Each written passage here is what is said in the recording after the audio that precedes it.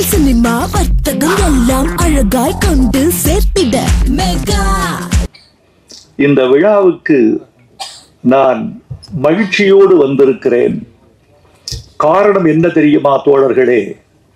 வெற்றி பெற்ற பெருமக்களை வாழ்த்த செல்வது இயல்பு. நாம் சென்று வாழ்த்தாமலே அவர்கள் வெற்றி பெறுவார்கள். நம்முடைய வாழ்த்துறை ஒன்றும் அவர்களுக்கு தனியான கிரீடமாகி விடுவதில்லை. ஆனால் யாரை வாழ்த்த வேண்டும் என்றால் வளரக்கூடிய கலைஞர்களை வாழ்த்த வேண்டும், ஆதரவற்ற கலைஞர்களை வாழ்த்த வேண்டும், சாதிக்க துடிக்கிற கலைஞர்களை வாழ்த்த வேண்டும். பழையன கழிய புதியன புகுகிற போது புதிய முகங்களை, புதிய திறமைகளை, புதிய ஆற்றல்களை வரவேற்று வாழ்த்த வேண்டும்.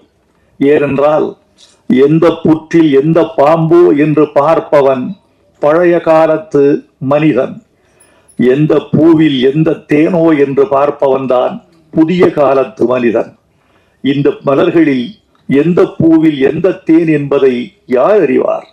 அதனால் இந்த கலைஞர்களை நான் வாழ்த்த வந்திருக்கிறேன்.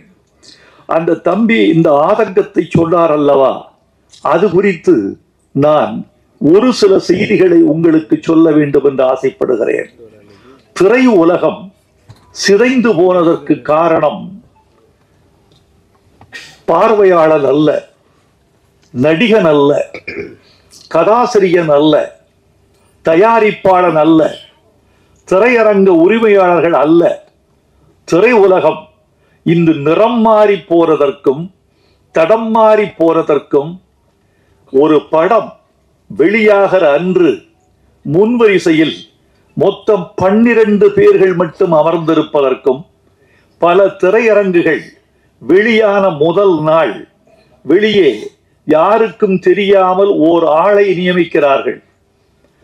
அந்த பதிவு சீட்டு கொடுக்கிற நபர் தன்னை மறைத்து கொண்டிருக்கிறார். வெளியே இருந்து செய்தி வர வேண்டும்.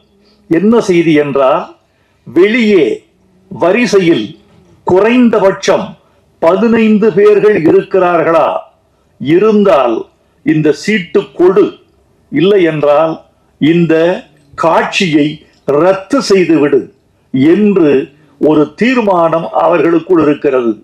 15 பேர் வந்தால் என்ன நடக்கும் என்றால், மின்சார கட்டணத்திற்கு அது கட்டுப்படியாகும்.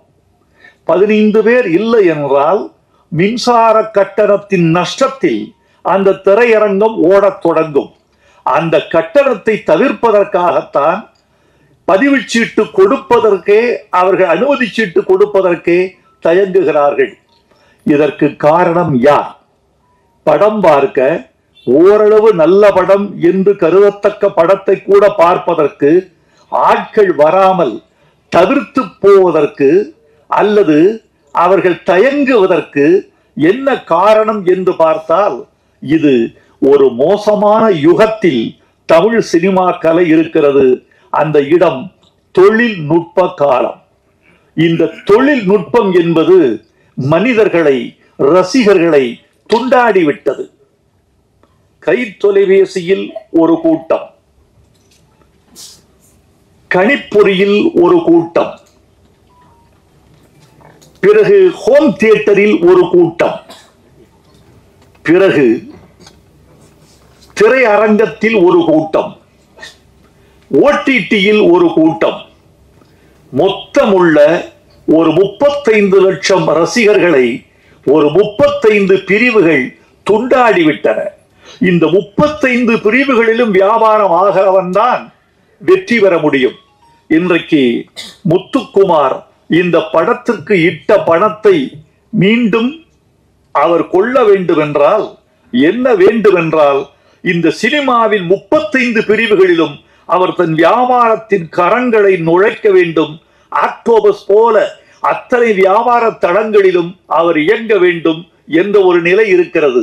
அந்த நிலையின் காரணமாகத்தான் தமிழ் சினிமா தடுமாறி கொண்டிருக்கிறது என்பதே தவிர வேறல்ல.